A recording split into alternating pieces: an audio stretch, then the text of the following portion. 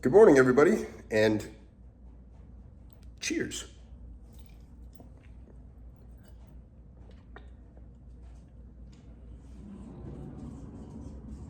That was rough. All right. We got our breakfast. Again, we got 6 ounces of sourdough. Most of them are covered in blackberry preserves, but I ran out, so one of them is covered in honey, light drizzle. We got our notebook. We're about to step outside, get to journaling. We got our water with a little bit of a pink Himalayan sea salt. But yeah, let's step outside. Let's have some breakfast. I'm sure Gamble will join us. And let's get our thoughts onto some paper. Let's get smarter, shall we? So, it's a lovely day out. We're going to have some breakfast outside with Gamble. We're going to eat some breakfast, and then we're going to go ahead and get into some journaling. I already kind of know what I'm going to talk about, so we're going to bang that out. Oh, by the way, we already took our vitamins. Oh, yeah, I recorded that. We took our vitamins. We're hitting the day with some water. We got Gamble posted up next to us. Life's good. Anyway, get after this, get after the journaling, and then we're going to head on over to the gym where we're going to hit some legs and some cardio. You know how it is.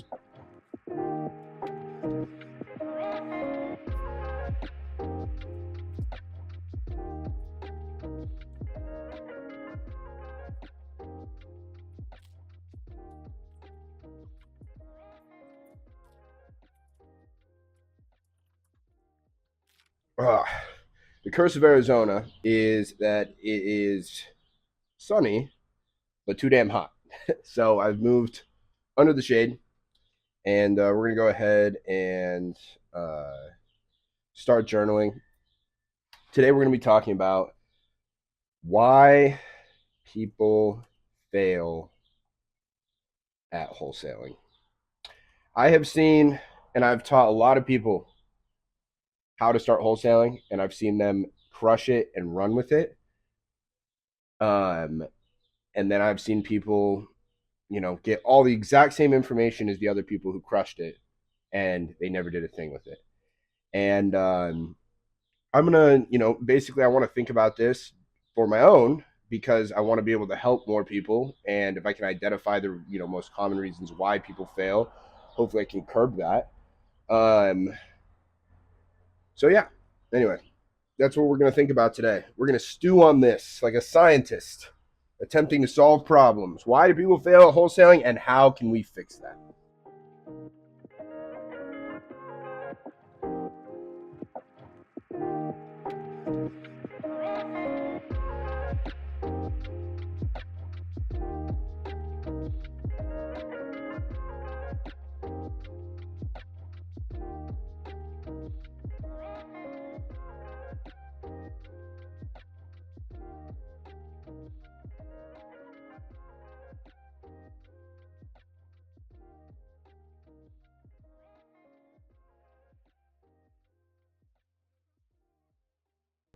All right. We have finished eating breakfast, whole food of sourdough and honey and preserves. We have journaled. We have gotten our vitamins, and we are now on our way to the gym to hit some legs. So when I was journaling this morning, I was talking about why people fail at wholesaling real estate. I have taught so many people how to wholesale real estate, and really it's a simple thing to do. We're not sending rockets to space here. We are selling a piece of paper. Not a whole lot of moving parts. It's not like it is something that takes a whole lot of time to get into, where you have to do a whole lot of development before you can, for instance, if you wanted to go learn how to code or build an app, that would take a long time for you to learn just the foundation to be able to do those things. Whereas for wholesaling real estate, it takes like an hour of specialized knowledge, and then just you can go do the thing, right? So why do people fail? And really, I've decided it comes down to one thing, and that is, do you really want it? What I've noticed, now this is just, anecdotal, obviously, but what I've noticed is that the biggest reason why people fail, or here's what I hear. Actually, I want to change this. I want to say most people quit their first day ever trying, from what I can tell. Obviously, I don't actually live in these people's houses and are not watching them, but just from people's like general communication with me, which people are always like DMing me, right? Like, hey, like I'm about to get started. I'm gonna, I pull the list. I'm gonna start cold calling today. It's like they do that and then never hear back from them ever again, right? Or they'll like do that and then they'll be like, hey, I talked to this person. They said they want to sell this house. What do you think about it? And it's like a fully fixed up house that the person is asking $50,000 more than what it's worth. And when I tell them, yeah, you're gonna have to offer them $200,000 less than what they're asking, they're like, oh, what? Like, what? You know? And then they just never call and make that offer, and they just give up. So what I mean by, if you really want it, you will succeed, because it's a simple math equation of if you call enough people and you make enough offers, eventually you're going to find somebody who wants to sell and wants convenience and is willing to sell it at a discount. But the problem is that people don't actually want it as much as they say they do, is what I've decided. They say they want to change, right? Obviously, there's something in their life that is not satisfactory to them, right? They're looking for something more somewhere. And oftentimes that's to do with making more money. And so there's where wholesaling comes in, right? Making more money, or, hey, want more freedom, these kind of things. And that's where wholesaling comes in.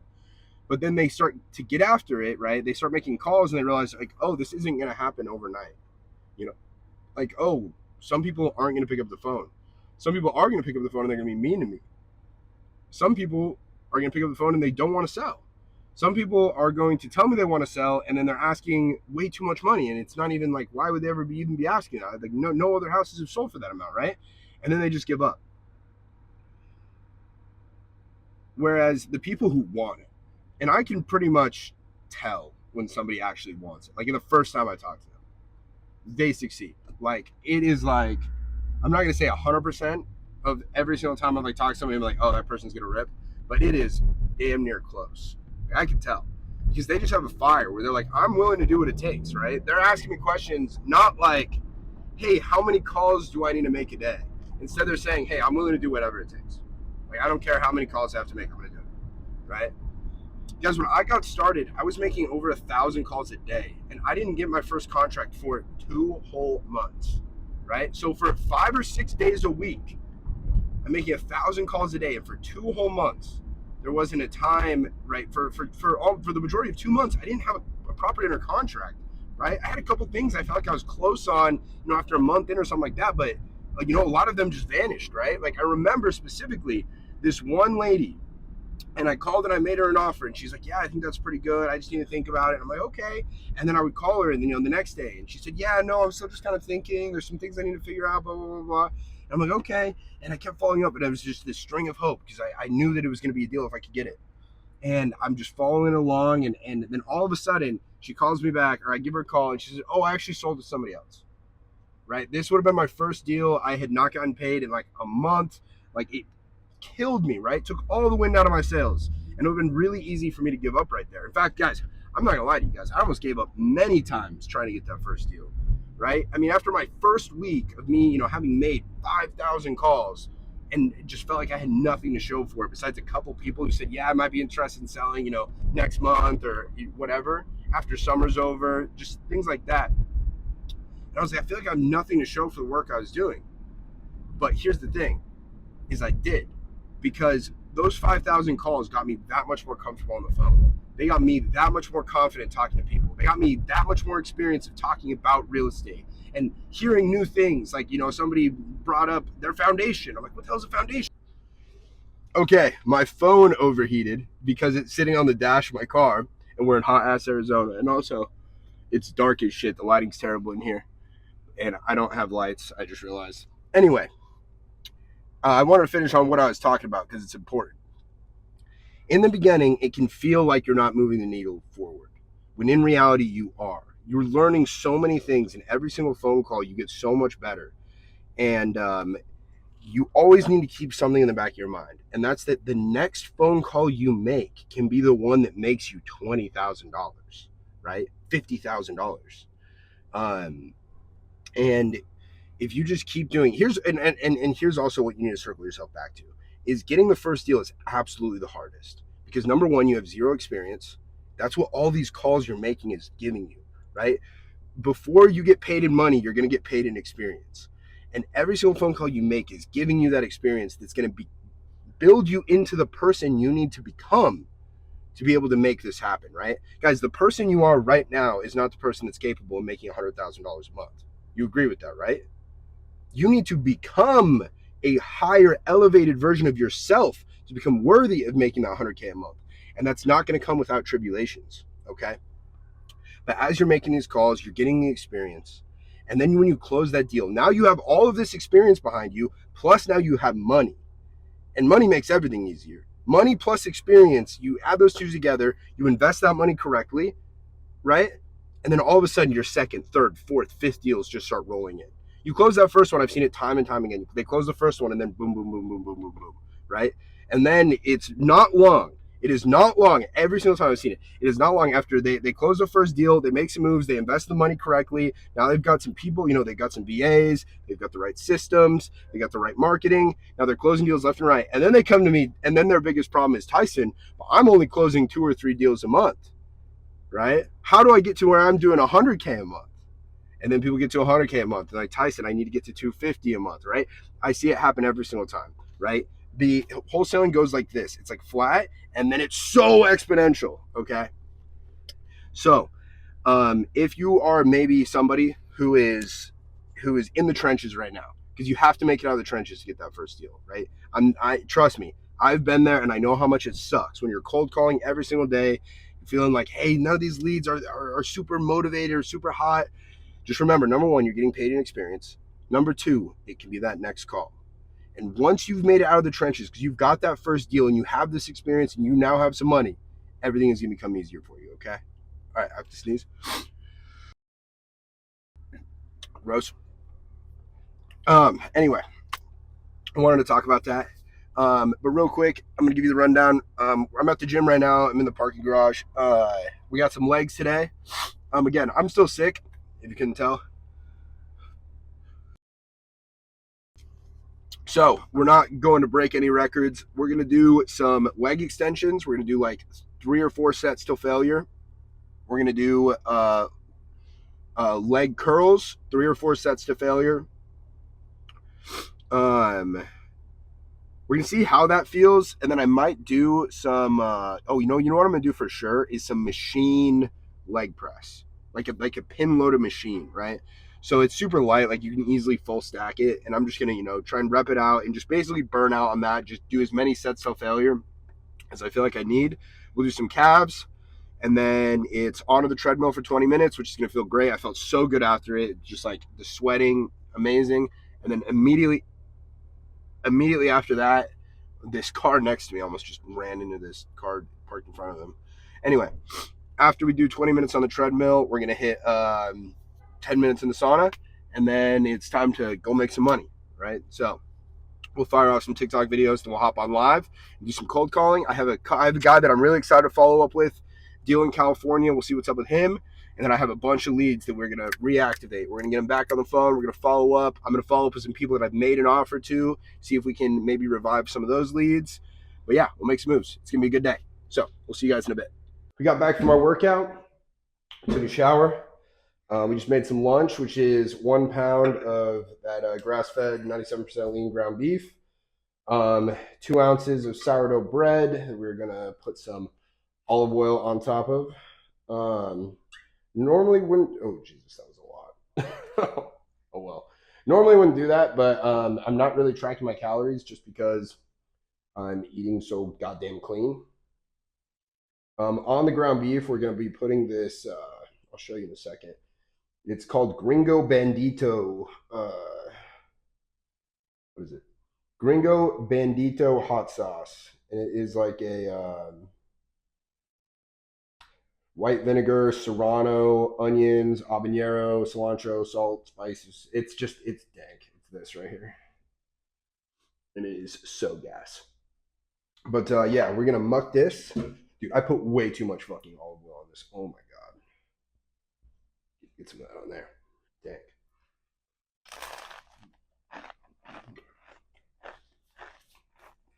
Obviously insanely dank. To drink, we got a LaCroix. You know what though?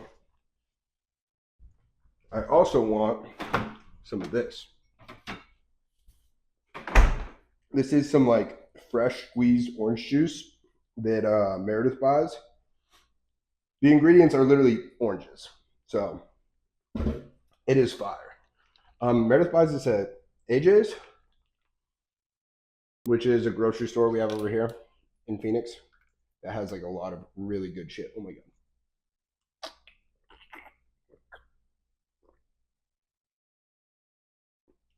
It's literally so dank. But at the gym, we did some dead hangs today as well. So far, feeling no improvement on the shoulders, but I don't really expect that after 2 days. When I'm doing the dead hangs, I feel it more in like my lats than I do anything else.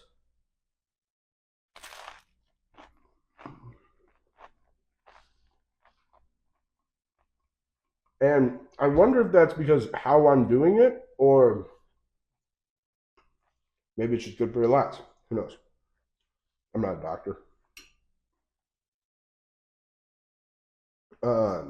Anyway, we did dead hangs.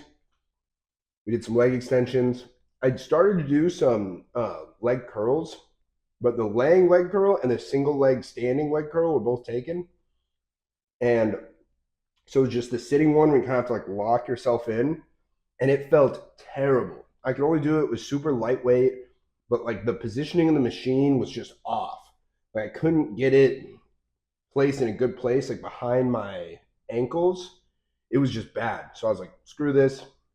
And then I just went and did the machine leg presses. And I started feeling nauseous as a mofo while I was working out.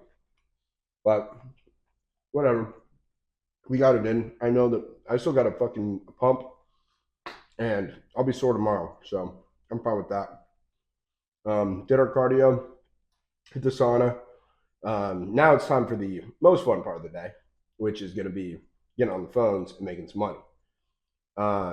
Today, like I said, we're going to focus on calling back the lead that we talked to yesterday, property in California. And then we're going to go through all of our offer decline follow-up. So everybody that my company has made an offer to that's declined, I'm going to try and call through those people, see if we can revive them. And then we'll just go through and try and revive whatever leads we can. But yeah, so we're going to finish this. Then we'll be live on TikTok. Hello, James. Yeah. Hey, James, this is Tyson. We spoke yesterday about your property on 421st in Rio Del. Yeah. I was wondering if you had a chance to take a look at the property and figure out if it was something that you were sure you wanted to sell. You know, I looked around and it looks like prices are pretty low.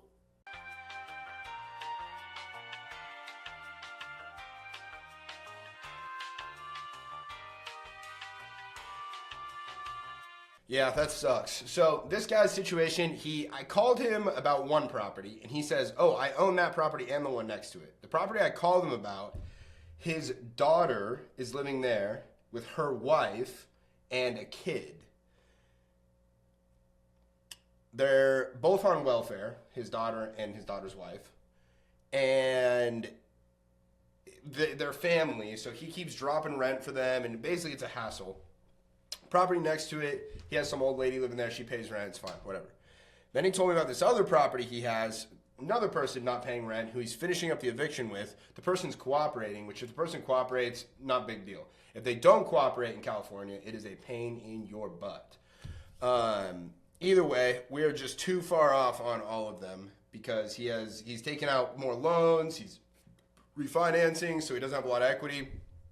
Put himself in a bad spot. Well, not a horrible spot, but not a great spot for me. I do not want to buy any of them sub 2. I do not want to own in Humboldt County, California. Especially do not want to take over notes where the current tenants don't have a lease agreement and are family and have been living there for a long time without a lease agreement and are going to have all kinds of squatters' rights. Yeah, bad news. Don't want that. And there's going to be very difficult terms to wholesale as well. So there's just a collection of things due to the geography and the sort of loans he has on this that's just not going to make it work. That's unfortunate. Hello? Hey, Ralph. Hey, this is Tyson. Hello? Hello? Can you hear me? Yeah, this is Ralph. Ralph, this is Tyson. I don't know you. Ralph is he's one of my employees. What's going on, Tyson?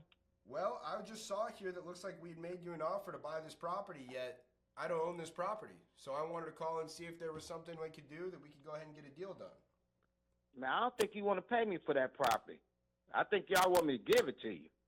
I mean, that would be ideal. I'm not going to lie to you. Yeah, I know, but that ain't going to happen. Of course not. We got to make a win-win situation here, don't we? Yeah. So, I need $100,000 for it. 100,000. How much should we offer for it? Yeah. Huh? Let's see. I'm trying to look. I'm trying to see how much. I know what it's worth. It's worth more. But if I walk away with $100,000, I'm good.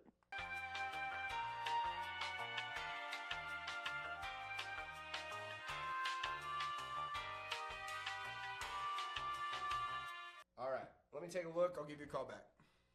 All right, no problem. Bye. I think this house is worth 200K. Yeah, I think we'll pay him 100K for this.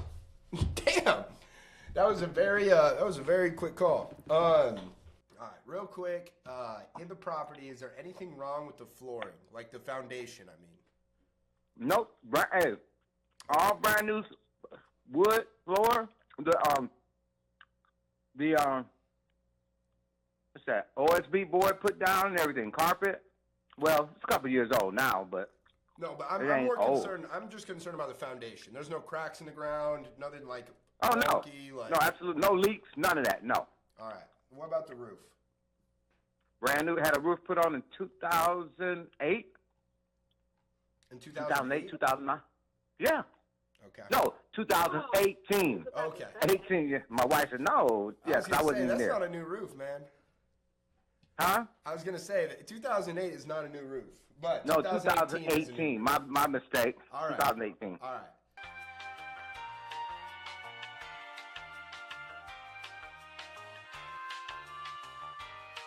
We'll get you closed. We'll have you paid in 30 days. I can give you $89,000 for it. 89,000. We're close to 90.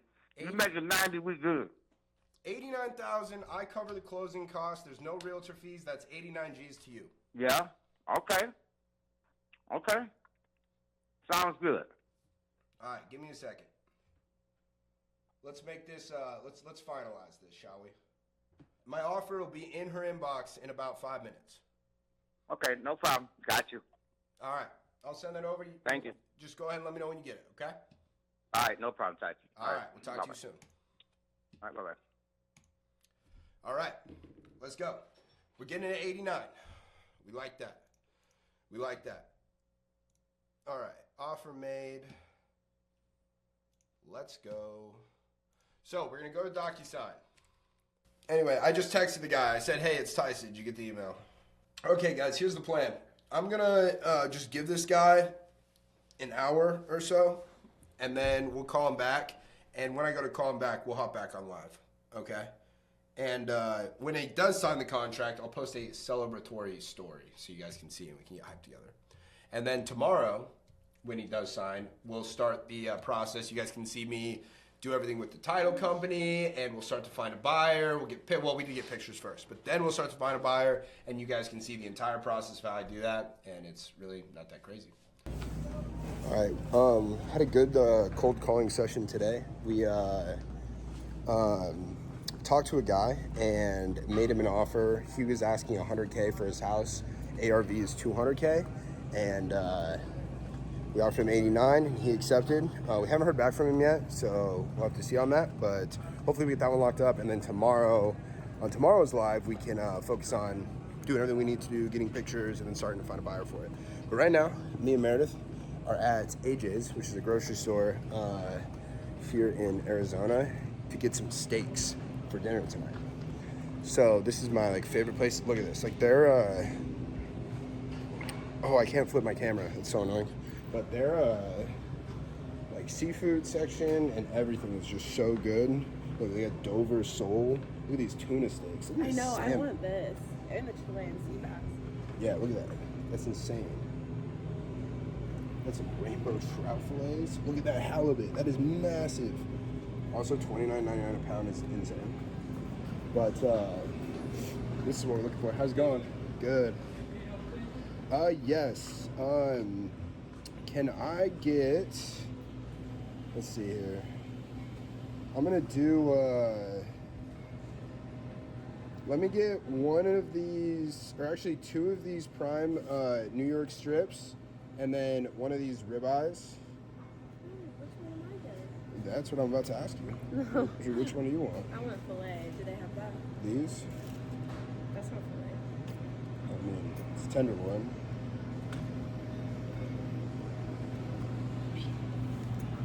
You gotta figure out, Meredith doesn't like ribeyes or New York strips. Yeah, these are what I get you, Meredith. How many do you want? The steaks. Steak snob. Let me see one. One? Well, you have to, like, which one? You can tell them. Which one you think? Probably that one. And then can I get one of these tenderloins right here? That one that's like that closest bigger one. That one or The the? one to the right. Oh, the one. That one, yeah. Yeah, nice. Thank you. All right, steaks acquired, and then we're gonna go home and we're gonna cook these up. All right, dinner is complete. You guys got to check this out. We got sweet potatoes. They're white sweet potatoes, covered in some honey. We got some mushrooms, ribeye here, and some gigantic. Look how big these blueberries are. Shit's insane. Anyway, great day today. If you guys haven't already, you guys enjoyed, make sure that we like and subscribe. And if there's anything that I'm not showing you guys would like me to see, make sure you leave a comment. And also let me know if you guys are liking these videos. Appreciate it. We'll see you guys on the next one.